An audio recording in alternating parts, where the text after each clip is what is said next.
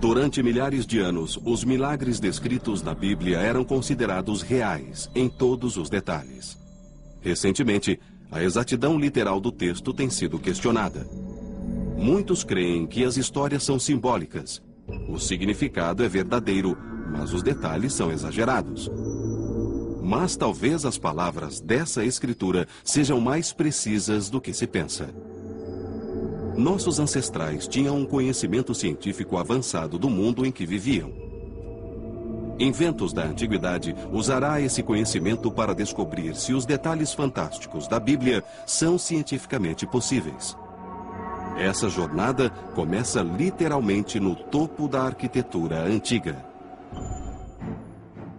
Foi o maior edifício jamais construído, uma torre tão alta que alcançava os céus. Mas as pessoas que o construíram desafiaram a Deus. Deus viu o que acontecia, que esse era um plano mau e que não iria beneficiar a sociedade a longo prazo. Então, segundo as Escrituras, Deus interveio. As pessoas começaram a falar idiomas diferentes e a discutir, e a desunião fez com que elas terminassem por se dispersar, e a torre desabou. Era chamada de Torre de Babel, e alguns acham que realmente existiu. Hoje, o prédio mais alto do mundo, o Burj Dubai, tem mais de 600 metros de altura. A ciência poderá mostrar que a Torre de Babel era ainda mais alta? A Torre de Babel era como um dos arranha-céus que temos hoje em nossas cidades, nos quais muitas vezes o topo está coberto pelas nuvens. Eles diziam que era tão alta que chegava aos céus. Vamos edificar uma cidade com uma torre que alcance os céus. Os historiadores e arqueólogos modernos acham que a história é um exagero. Mas e se a ciência provasse que os antigos tinham tecnologia para uma construção tão grande? É crucial testar as técnicas e materiais antigos para descobrir seus limites. Usando informações extraídas da Bíblia, os pesquisadores usarão a ciência moderna para calcular até qual altura os engenheiros antigos podiam construir. A história diz que, quando eles foram construir a torre, utilizaram tijolos.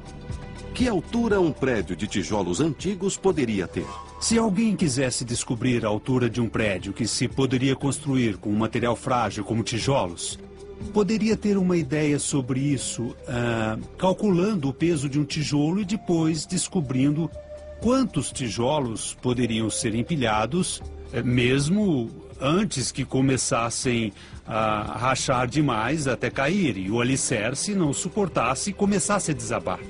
O primeiro passo é reproduzir um tijolo antigo. Lynn Hobbs é professor de ciência dos materiais no Instituto de Tecnologia de Massachusetts. Ele está fazendo um tijolo de argila seco ao sol com a técnica usada há 3.000 anos. Palha e areia são acrescentadas para dar liga à argila e fortalecer o tijolo. O próximo passo é secá-lo, e o modo mais fácil de fazer isso é deixá-lo ao sol, para que o tijolo endureça. Para calcular a altura máxima de um prédio feito com esses tijolos, é preciso descobrir a resistência de um tijolo. Para isso, o professor Hobbs usa uma prensa que aperta o tijolo até que ele quebre. A carga máxima que este tijolo suportou foi de 400 quilos em 12 centímetros quadrados. Esse é o peso que um único tijolo pode suportar verticalmente. Isso significa que um tijolo colocado poderia suportar 400 vezes 5 ou 2.000 quilos. Cada tijolo pesa 500 gramas e poderiam ser empilhados até 4.000 tijolos de altura. Se tivermos 4.000 tijolos, cada um com 3 centímetros e 7 milímetros de altura, teríamos 150 metros. 150 metros é a altura do monumento de Washington. Mas evidências arqueológicas sugerem que a Torre de Babel podia ser mais alta. O Iraque e a Síria atuais situam-se na Mesopotâmia Antiga, uma terra que ainda hoje tem ruínas de grandes estruturas chamadas zigurats. Os zigurats eram os arranha-céus da Mesopotâmia. No topo, havia templos onde se acreditava que os deuses moravam. Os que ainda existem hoje foram datados como sendo da mesma época da história da Torre de Babel. Eles foram construídos ao redor de 2000 a.C. Os zigurats ainda existem graças à sua sólida estrutura piramidal. Os zigurates fazem parte de uma antiga tradição. E assim as pessoas do antigo Iraque tinham muita experiência em lidar com as plataformas. Eles sabiam que para aumentar o peso das plataformas, era preciso expandir a base. Construções com uma base ampla, como as grandes pirâmides de Giza, sustentam o peso melhor do que as torres retas, pois são mais estáveis e podem ser mais altas. Uma pirâmide poderia ser 3 vezes mais alta do que uma torre. E se pegarmos 150 metros e multiplicarmos isso por 3, poderemos ter uma pirâmide de 450 metros feita com tijolos secos ao sol. 450 metros é quase meio quilômetro. Isso é surpreendente para um pouco de barro que foi escavado do chão. Uma estrutura em forma de zigurats feita com tijolos secos ao sol poderia ter 450 metros de altura, mais do que o edifício Chrysler, que é feito de tijolos. Mas a Torre de Babel poderia ser ainda mais alta. Uma tecnologia revolucionária era tão importante que foi mencionada na Bíblia. Disseram uns aos outros: venham, vamos fazer tijolos e queimá-los. A queima de tijolos muda drasticamente as propriedades do material e os torna muito mais fortes. A queima dos tijolos a 800 graus Celsius durante 24 horas, como se fazia na Mesopotâmia, aumenta a união das partículas de argila e resulta em um material muito mais forte.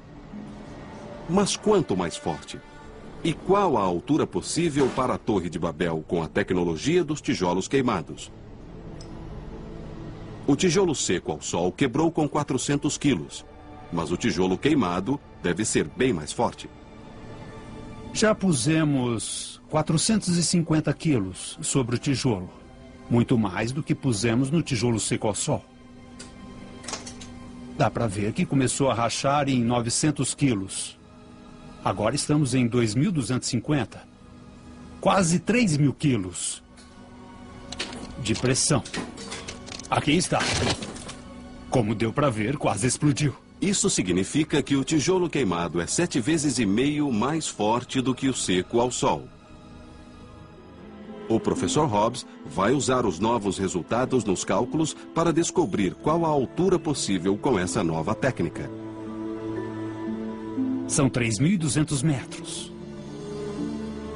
Assim, em princípio, com tijolos queimados, é possível construir uma pirâmide com 3 quilômetros de altura, até o céu.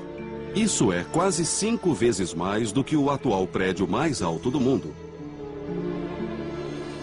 Então, na teoria, os habitantes da Mesopotâmia podiam construir até os céus, tão alto que sofreriam os efeitos da altitude. Porém, na prática, teriam recursos para fazer isso? Embora teoricamente pudéssemos ter um zigurate de 3 quilômetros, isso seria inviável porque o tijolo queimado consome muita energia para ser feito. Entendemos que a história da Torre de Babel realmente aconteceu. É só olhar para um arranha-céu em uma metrópole e veremos grandes torres que chegam aos céus.